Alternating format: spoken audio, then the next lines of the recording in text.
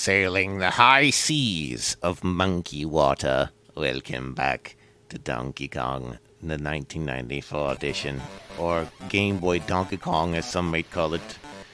For my playlist purposes, I just marked it as the 94, as it was the prototype name, and you don't confuse it with anything else with Donkey Kong in the title, which would be hilariously confusing, especially if you were trying to distinguish between the arcade version and the NES, given that they're made by the same company.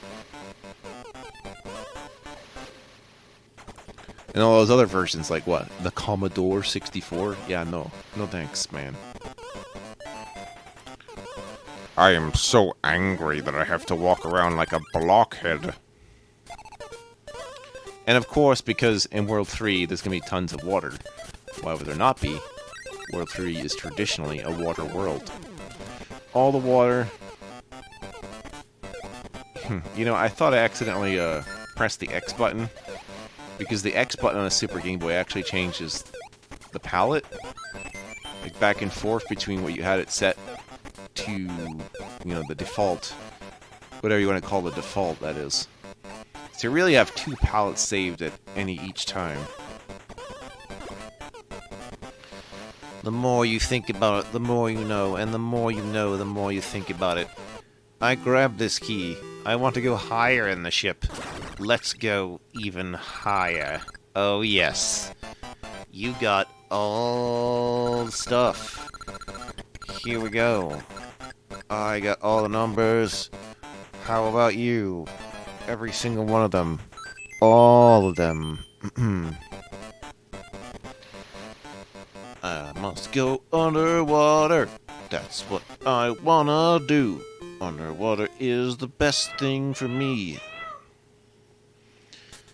Oh no, he's got a case of the knights that push and the crabs that reach. And some other shit going on. Come on, man. Give the Mario his due. Give the Mario his Mountain Dew. Gamer drink.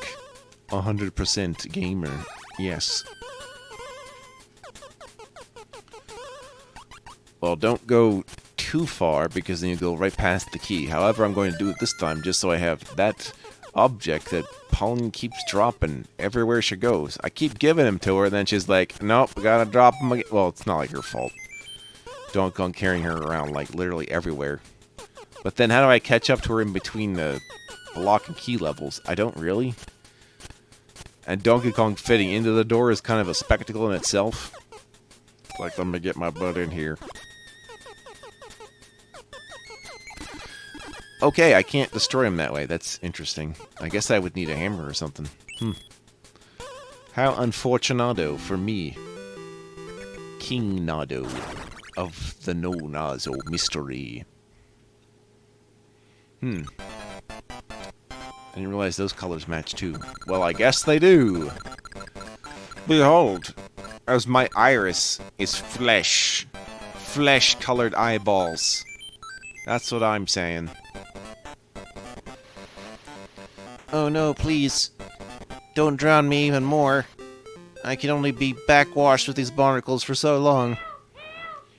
Oh, a first level where there's multiple key doors, and if you don't pay attention, you'll forget which one it is. That's okay, though, because it's not going to be too hard to get the key to any one of those fake doors, so not much to worry about. But just keep that in mind, that there'll be a lot of red herring doors now.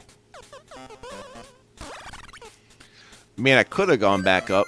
I guess I don't have to. Like, so there's multiple things you could do in any one given level when they're not trying to hide from you.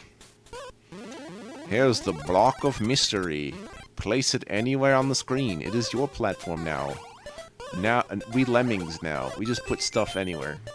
Or like Incredible Machine or something.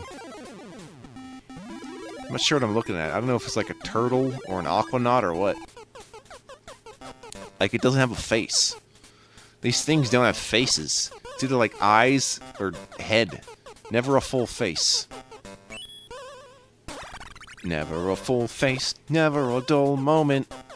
Brought to you by Super Game Boy. When you're super So super that your Game Boy is like, man, I wish I could have mine at home.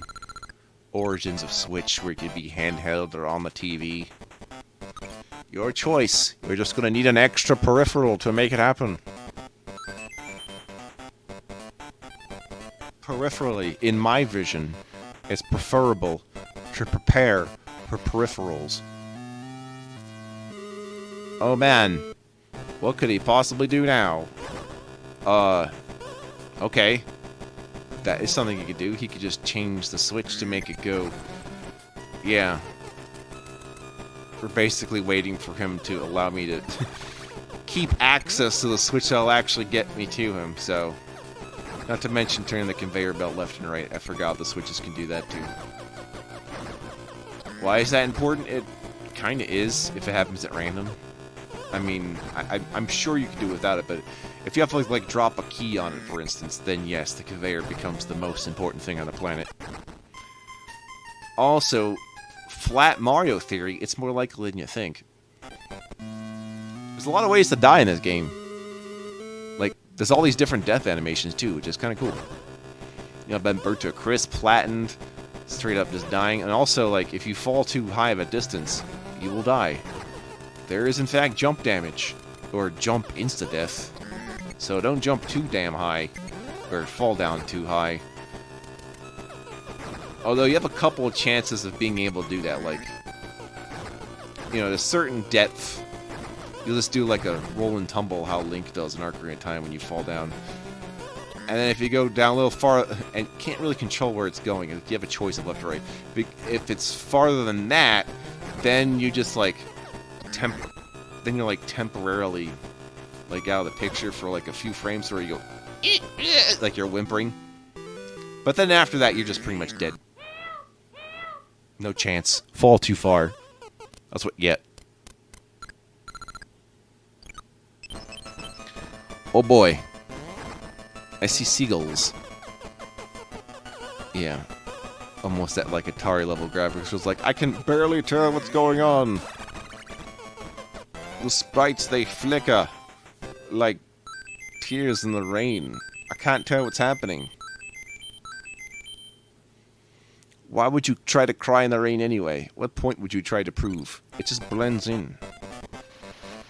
Well, I guess there is no point to prove, but crying in the rain, that's gotta suck. How come Mario's, like, motif is blue, and Donkey Kong's is green, but then Pauline and Donkey Kong Jr. have the same purple, like, badge? What's with that?